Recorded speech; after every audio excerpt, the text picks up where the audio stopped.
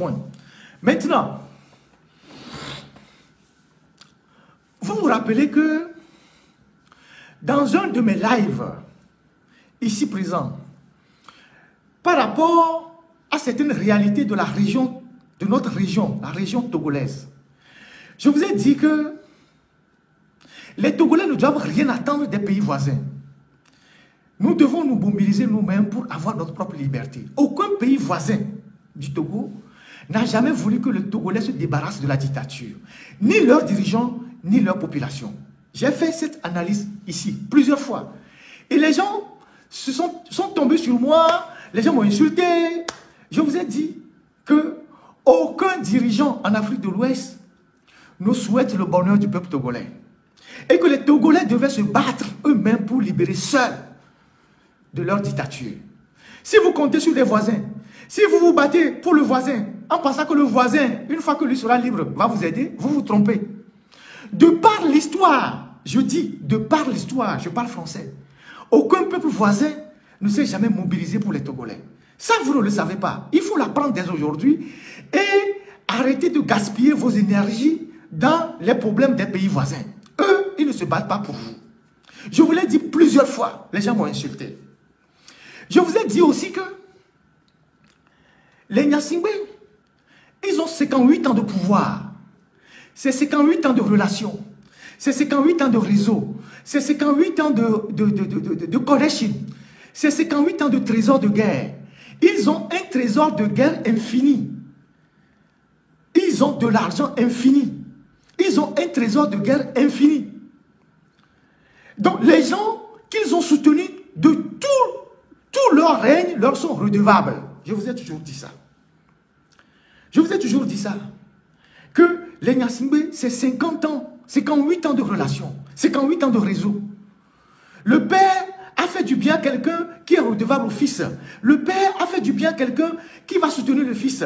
Le frère a fait du bien à quelqu'un, même si cette personne se dit démocrate, la personne est redevable au fils. Je vous l'ai aussi toujours dit. Mais nous, les Togolais, on est trop dans la passion.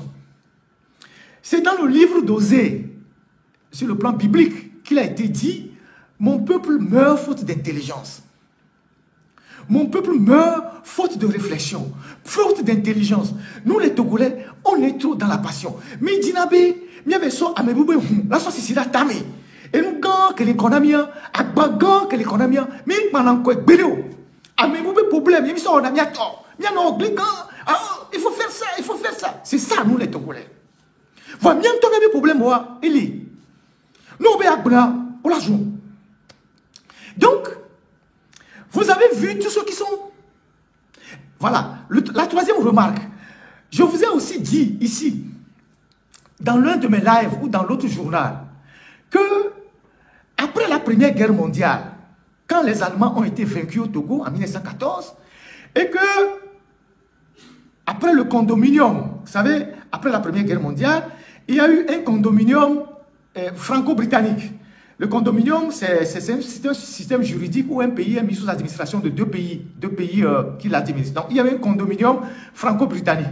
Et quand vous voyez le palais du gouverneur, là où il y a aujourd'hui, comment ça s'appelle ça, là où Kofi a occupé la primature, je ne sais pas si c'est là où il y a aujourd'hui le centre culturel ou quelque chose comme ça. Vous voyez le palais du gouverneur. Quand vous allez dans les archives, vous allez voir sur le palais du gouverneur deux drapeaux qui flottaient après la Première Guerre mondiale. Le drapeau britannique et le drapeau français. Donc, après la Première Guerre mondiale, il y a eu une courte période où le Togo est resté sous, je ne dirais pas la tutelle, mais sous l'administration franco-britannique. Ça s'appelle condominium. Donc, et avant qu'on ne fasse le partage, formellement le partage, pour que le Togo britannique soit rattaché au Ghana.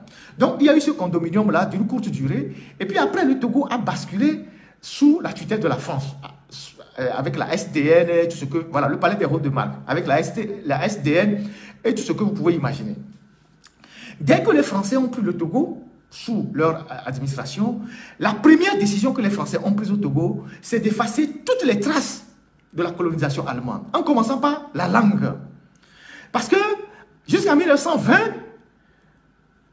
dans l'administration togolaise, c'est l'allemand qu'on parlait. C'est pour ça que vous avez encore des vieux, vous avez encore certains de nos grands-parents qui parlent encore allemand dans les villages. C'est l'allemand qu'on parlait dans l'administration togolaise. jusqu'en 1914, jusqu'en 1920, c'est l'allemand qu'on parlait. Donc, dès que le Togo est passé sous l'administration française, la première décision que les Français ont prise, c'est d'effacer toutes les traces de la présence allemande. En commençant par la langue, et changer aussi les petits bouquins, les livres et tout ça.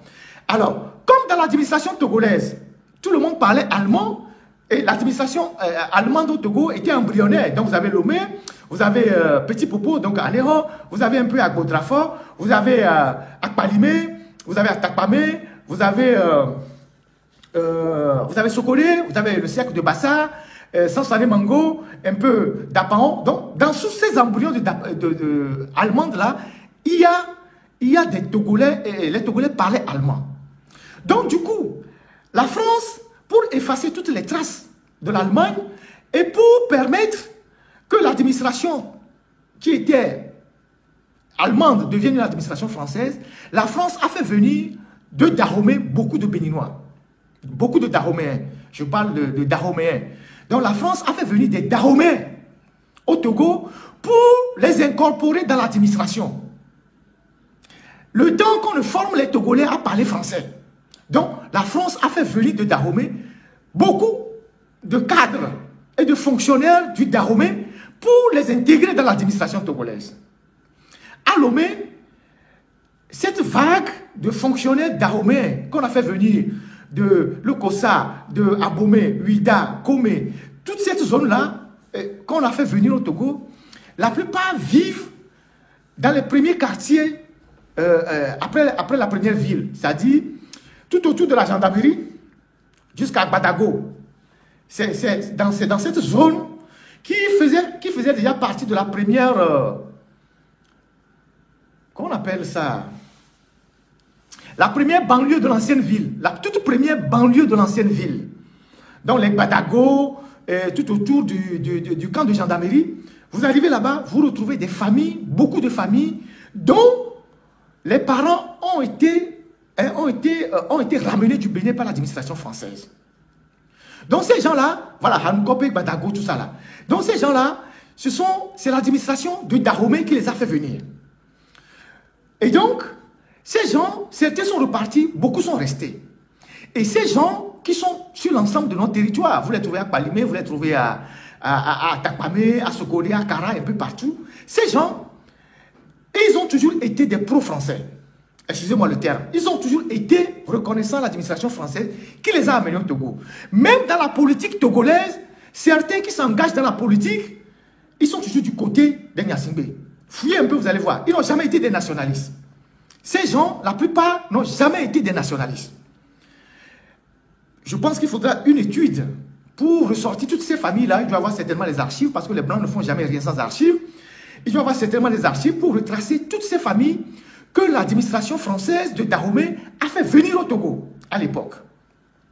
Et vous savez aussi qu'en 1933, la France qui estimait que le Togo, l'entretien du Togo lui revenait excessivement cher, la France a voulu rattacher le Togo au Dahomey pour faire un seul territoire. Et c'est l'élite nationaliste togolaise qui s'est opposée à cette décision en rappelant aux Français que, au temps des Allemands, les Allemands ne dépensaient aucun franc, le Togo était une moustière colonie. Et donc, parmi ces gens-là qu'on a fait venir, l'administration française a fait venir à l'époque pour travailler du Bénin, vous avez les Sogolo. Vous avez les Sogolo. Donc, le président Sogolo lui-même le dit, mais je l'avais dit déjà une fois, lui-même il le dit, il a écrit quelque chose sur sa page en disant, je vais vous lire ce qu'il a écrit, je vais vous lire ce qu'il a écrit rapidement. Je vais vous lire ce qu'il a écrit.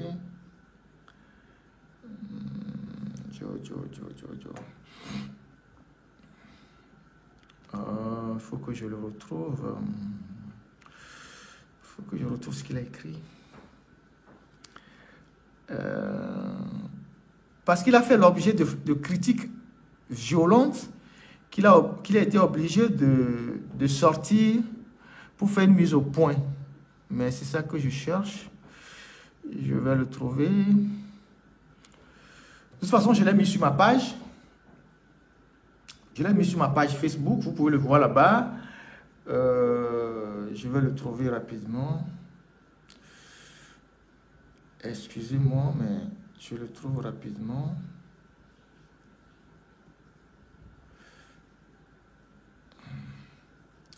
Il dit ceci. Il est important, je vais vous décortiquer tout ça petit à petit. Il est important de savoir que le président Eyadema est dans un lointain passé, alors qu'il était dans la coloniale, donc il voulait parler de l'armée coloniale, était sous les ordres de mon cousin, le général Soglo. Puis, quand il était président, c'est grâce à lui, c'est Nicéphore Soglo qui parle, c'est grâce à lui que mon feu père a pu régler les problèmes d'Omagno, que ma famille a été, en effet, les problèmes d'Omagno que ma famille avait dans la région de la Kosso. Mon père a été, en effet, un administrateur colonial dans cette partie du Togo. Enfin, quand j'ai moi-même été président, j'ai bénéficié des judicieux conseils d'Eyadema. C'est donc naturellement que je réponds positivement à l'invitation de mon fils, le président Faure Gnassingbé, pour honorer la mémoire de son père. Voilà. Vous vous rappelez que, entre-temps, Soglo était venu au Togo, et avec Faure, ils sont allés dans la Kosso.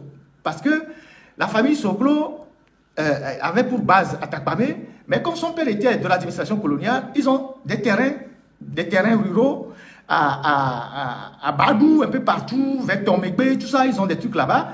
Et il y avait des problèmes fonciers là-bas. Et donc, il est venu solliciter l'appui de Faure pour aller régler ce problème-là. Et les deux se sont déplacés à Badou. Ça, c'est la parenthèse. C'est une parenthèse. Mais, donc, je vous rappelle, ça m'a de Badou, voilà. Je vous rappelle que, donc, les Français ont fait venir beaucoup de ces Dahoméens qu'ils ont incorporés dans l'administration togolaise pour effacer les traces allemandes, et beaucoup sont restés. Certains sont repartis, mais beaucoup sont restés, sont devenus togolais. Et ces gens-là, si vous les connaissez très bien, parce que la politique aussi est liée à l'histoire. La politique est liée à l'histoire. Ces gens-là, si vous les connaissez très bien, vous verrez que dans leur positionnement, ils sont toujours du côté de l'administration française, ou soit, quand vous êtes là, ils ne sont jamais du côté des indépendantistes ou bien des nationalistes. Ils sont toujours du côté des gens. Donc, dans le cas précis, ces gens-là, si vous cartographiez ces familles-là, ils sont toujours du côté de Gnassingbé. Ces familles-là. Ça, c'est une parenthèse. Maintenant, revenons à Soglo. Je viens de parler de Kofigo tout à l'heure. C'est quand même regrettable pour Soglo, parce qu'il est d'un certain âge, et en plus, lui, il est l'ancien chef d'État. Il est en train de jouir de la retraite d'un chef d'État. Il sait que quand on abandonne le pouvoir, on ne meurt pas. Il jouit d'un statut d'ancien chef d'État. Il devait être un exemple à suivre pour les jeunes qui gouvernent nos pays. Mais, autant il se bat dans son pays pour la démocratie, au Togo, il est du côté de la dictature. Et pourtant, il y a des mois dont lui, Soglo, il vient honorer la mémoire, mais ne lui a fait que des coups pendant qu'il était au pouvoir. Et je vous explique. Dans les années 96, 94, 95, 93, 94, 95, Eyadema était très agacé que Soglo, Nicéphore Soglo, puisse apporter son soutien aux opposants togolais qui se sont installés à Cotonou. Donc Eyadema voyait d'un très mauvais œil que des opposants aillent faire leur quartier général à Cotonou, certains au Ghana, et que Soglo leur apportait de temps en temps du soutien pour le déstabiliser. Donc Eyadema a décidé de déstabiliser Soglo, et en faisant revenir Kérékou aux affaires. Alors, qu'est-ce qu'ils ont fait? À partir de 95, ils ont commencé à infiltrer le Bénin. Ils ont commencé à infiltrer le Bénin avec Daoukou Péré, qui était président de l'Assemblée nationale. Donc, Daoukou Péré faisait des visites régulières au Bénin. Il allait voir Adrien Mougbedi, il allait voir Bruno Amoussou, qui étaient des alliés de Soglo. Il allait les voir. Donc, c'est une délégation officielle qui rentre au Bénin, mais il était porteur d'un autre message. Donc, ils allaient rentrer au Bénin et ils allaient voir les deux personnalités.